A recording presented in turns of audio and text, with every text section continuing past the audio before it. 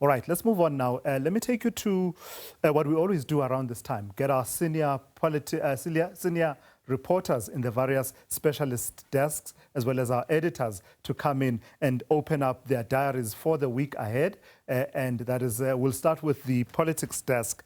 And for that, we'll start with Samkele Maseko, who joins me in studio. Just appeared miraculously. 1 minute you are not there, next minute you are there. The Holy Spirit. But on a serious note, Samkele, let's start with what's on your diary for the coming week. This story around the MMC from Ekurhuleni, MMC Mgwevu. What's the latest we are hearing from them? What we do know from that particular aspect is that the spouse of Andile Mgwevu is in Mozambique at this current point in time, with some of the VIP protectors from the EMPD in the city of Ekurhuleni sent by the executive mayor, Dr. Nkosindipile Xhagaza, to go and assist the family in trying to find Andile Mgwevu and 4 others whom he was commuting with in that particular vehicle. As there were 5 in the vehicle, 4 are missing, including Andile Mgwevu, and that those rescue operations and search of Andile Mgwevu are still underway at this point in time. It's not yet clear where the Department of International Relations and Cooperation are at this point in time. We do know that the Ekurhuleni municipality and the mayor, and alongside the family, have reached out to the Department of International Relations and Cooperation. We do know that Mr. Clayson Monyela, who speaks on the Department of International Relations and Cooperation on a governance perspective, will be sending some sort of an update during the course of the day to Sophie Mukwena and our colleagues within the international desk on this particular issue, to try and find which cooperation, how are they working with Mozambican authorities in bringing Andile Mgwevu and those he was with, particularly back into the country. As you do know, he was about 230, 240 kilometers outside of Maputo in Chokwe, a village called Chokwe in Mozambique. He was swept away in a Hyundai Stereo vehicle that he was traveling in, where there were 5 occupants. 1 was able to get out. 4 are still missing, including Andile Mgwevu. The regional secretary of the ANC in that particular region, Jongezizwe Hlabati, has sent out a communique to ANC branches and ANC members to stop communicating on this issue and wait for official channel of communication. Also, the Ekurhuleni municipality, through its spokesperson, Paramile Mbengeshe, has confirmed that indeed Mr. Andile Mgwevu, the MMC of transport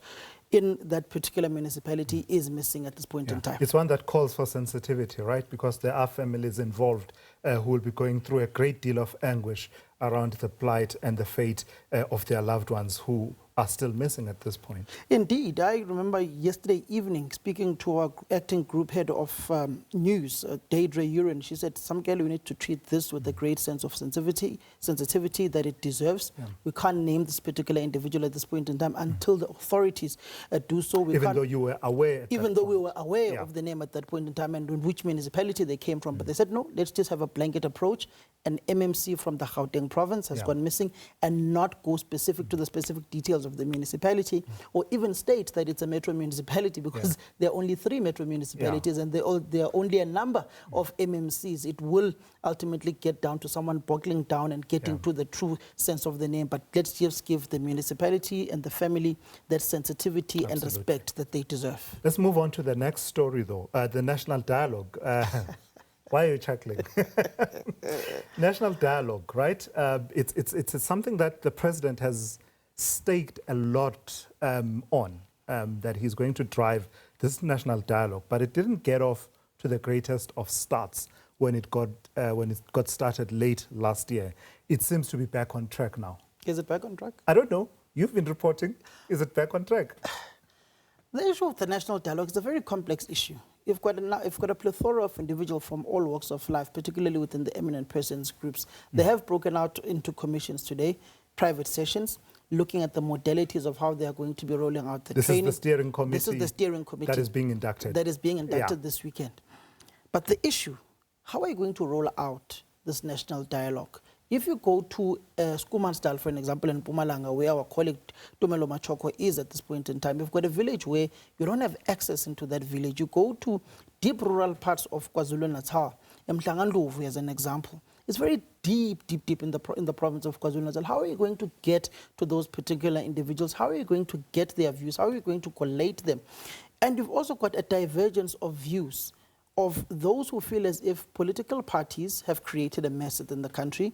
They've now brought in civil society, South Africans, ordinary South Africans, to try and resolve this crisis, only to kick the can downstream to fetch it there Once they now have collated everything, the political entities will then come back and say, no, we are the ones who have to ultimately take a decision of what must go and what must happen going forward. So those are the myriad of issues that you are going to face. But also, with this national dialogue, you've got a tiny 1% of South Africa that controls 95% of the economy.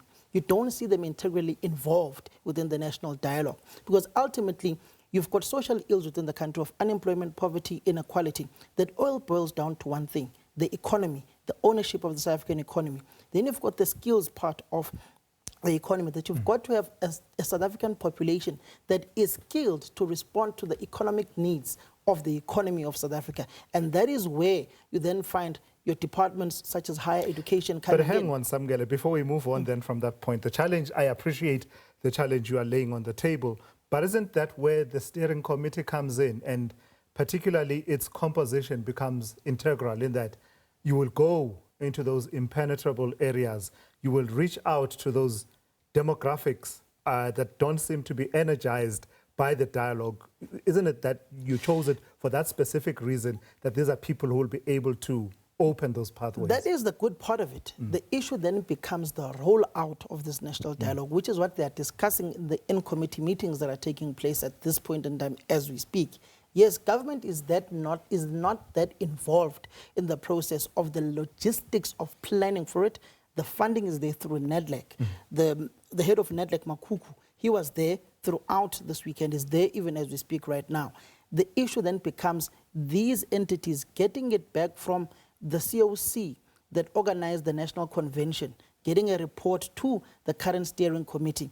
It is as if they are working against the clock because the president had given them a 6-month time frame, but has had to extend it. And knowing that South Africa is going to a local government election, the politicians are going to be going out to the communities to try and convince you and I to put their eggs next to their candidates at a time when you are also engaging on South Africa's socio-economic problems through the national dialogue of the problems that people are facing. I had not factored the elections into that equation. It does put an interesting twist to it all.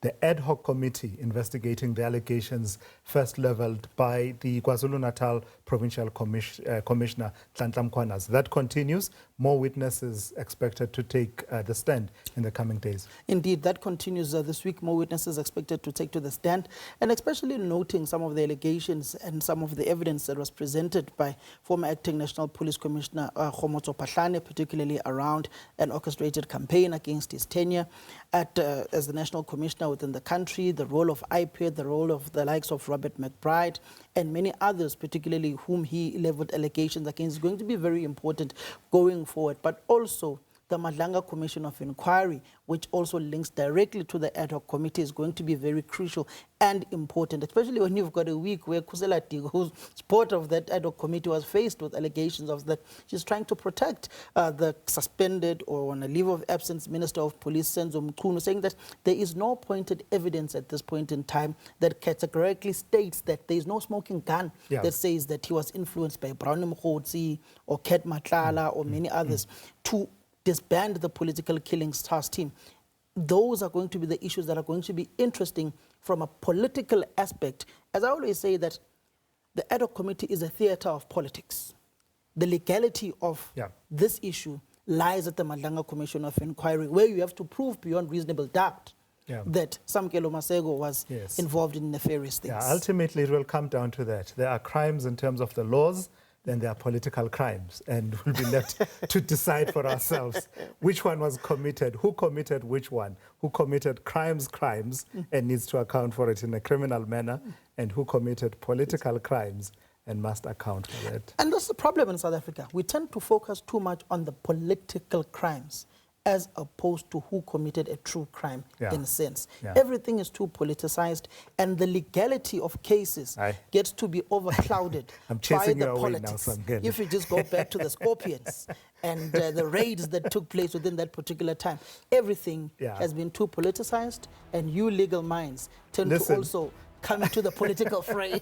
I'll invite you for an extended session. For now, go away. Thank you for that. Samkele Maseko from our politics desk, opening up the diary for the coming days.